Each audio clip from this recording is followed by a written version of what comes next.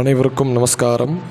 இன்று நம் ஸ்ரீ கோகுலம் சேனலில் 2025 வருட ஆனி மாத மகர ராசிக்காரர்களுக்கான பலன்களை பற்றி இந்த வீடியோ மூலியமாக தெரிஞ்சுக்க போகிறோம். இந்த மாதம் மகர ராசிக்காரர்களுக்கு ஒரு சாதகமான மாதமாக பார்க்கப்படுறது. விஷயம் ஒரு பழமொழியை சொல்லுவாங்க, அதாவது கெட்டவன் கெட்டிலும் கிட்டிடும் ராஜயோகம் அப்படின்னு. அந்த மாதிரியான ஒரு மாதம்தான் இந்த மாதம் மகர ராசிக்காரர்களுக்கு பார்க்கப்படுறது. இந்த ஆனி மாதம் அப்படிங்கிறது ஜூன் 15, 2025 ஞாயிற்றுக்கிழமை அன்றைக்கி ஆரம்பித்து ஜூலை 16, 2025 புதன்கிழமை வரைக்கும் இந்த ஆனி மாதம் அப்படிங்கிறது இருந்துட்டு வருது. இந்த மாதத்தின் கிரக நிலைமைகள்: மேஷத்தில் சுக்கர பகவான் மேஷத்திலிருந்து ரிஷபத்திற்கு ஜூன் 30 அன்றைக்கி பயிற்சியாகி மாறுறாரு. மிதுனத்தில் குரு சூரியன், கடகத்தில் புத பகவான் கடகத்திலிருந்து சிம்மத்திற்கு ஜூன் 23 அன்றைக்கி மாறுறாரு. அதே சிம்மத்தில் கேது செவ்வாய், கும்பத்தில் ராகு, மீனத்தில் சனீஸ்வரர். இதே இந்த ஆனி மாதத்தின் கிரக நிலைமைகள். அந்த கெட்டவன் கெட்டிடும் ராஜயோகம்ன்ற பழமொழிக்கு என்ன அர்த்தம் அப்படின்னா, அதாவது பொதுவாக ஒரு பலன் இருக்குது ஜோசியத்தில். 6, 8, 12 அப்படிங்கிறது ஒரு மத்தியமமான ஒரு இடம், அது ஒரு உத்தமமான இடம் கிடையாது அப்படின்ற மாதிரி. ஸோ அப்படிப்பட்ட அந்த 6 கூடியவன் இல்லை 8 கூடியவன் 12 கூடியவன் இந்த 3 இடத்துலையே மாறி உட்கார்ந்துருக்காங்க அப்படின்னா அது ஒரு பெரிய ராஜயோகமாக சொல்லப்படுறது இந்த ஜோதிட சாஸ்திரம். அப்படி பார்க்கும்போது நமக்கு சூரிய பகவான் அப்படின்றவர் 8ஆம் அதிபதியாக பார்க்கப்படுறவர். அவர் இந்த ஆனி மாதத்தில் மிதுனத்தில் பயிற்சி ஆகிறார். அப்படின்னா மிதுனம் நமக்கு 6ஆம் பாவமாக 6ஆம் இடமாக பார்க்கப்படுற ஒரு இடம்.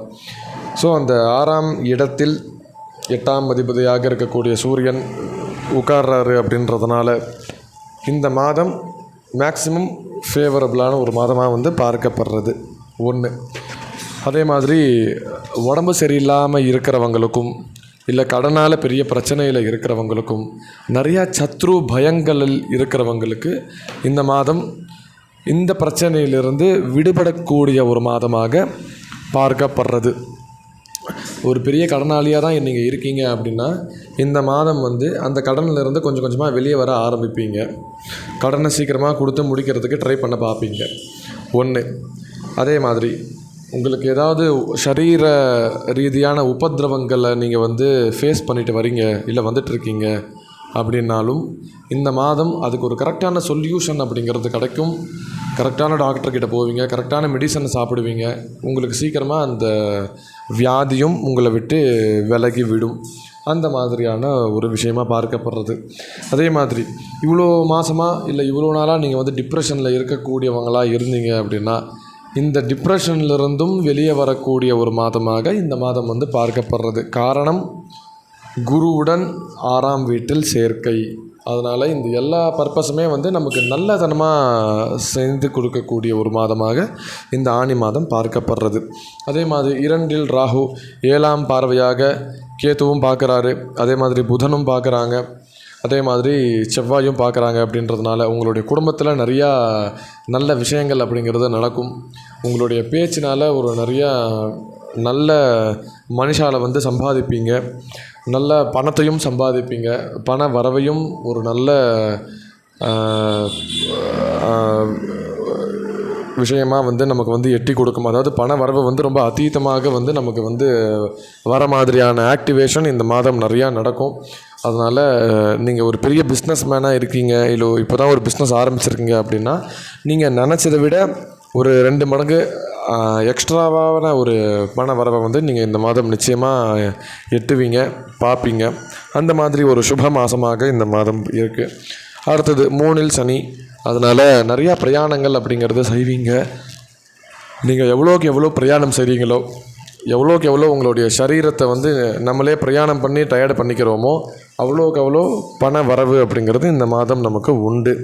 அடுத்தது 5ஆம் அதிபதியாக இருக்கக்கூடிய சுக்கிர பகவான் அதே 5ஆம் வீட்டிலே சொந்த வீட்டுக்கே பயிற்சி ஆகிறாருன்றதுனால பாக்யஸ்தானாதிபதி பாக்யத்திலே போக போகிறாரு. அப்படின்றதுனால நிறையா பாக்கியங்கள் நடக்கும். குழந்தை இல்லாதவர்களுக்கு இந்த மாதம் நிச்சயமாக குழந்தை நிற்கும். அதே மாதிரி குழந்தையினால் நிறையா பிரச்சனையை ஃபேஸ் பண்ணிட்டு வரீங்க அப்படின்னா அந்த பிரச்சனையெல்லாம் நிவர்த்தியாகி அந்த குழந்தை மூலியமாக நிறையா நல்ல விஷயங்களை வந்து உங்கள் காதில் நீங்கள் கேட்பீங்க.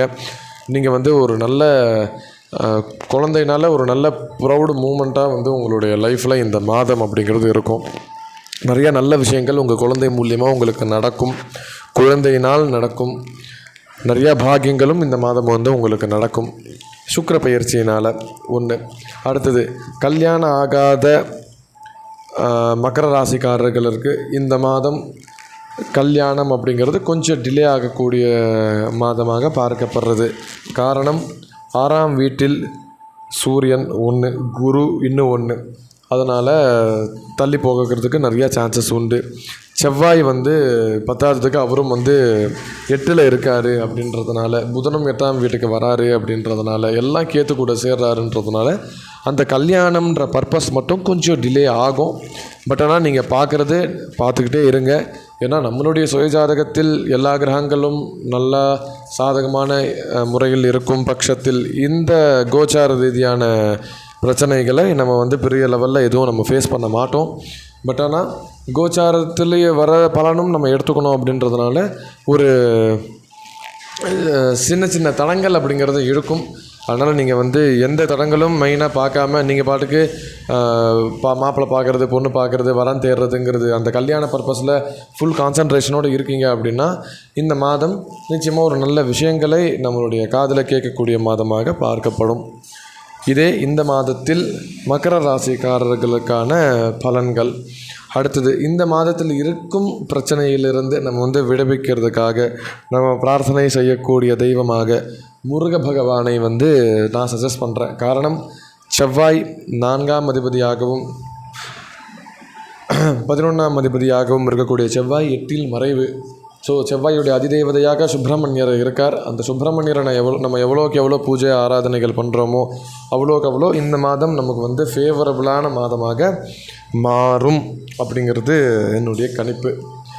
இதே இந்த ஆனி மாதத்தின் மகர ராசிக்காரர்களுக்கான பலன்கள். அடுத்தது கும்பராசி பலன்களில் சந்திக்கலாம். நன்றி, நமஸ்காரம்.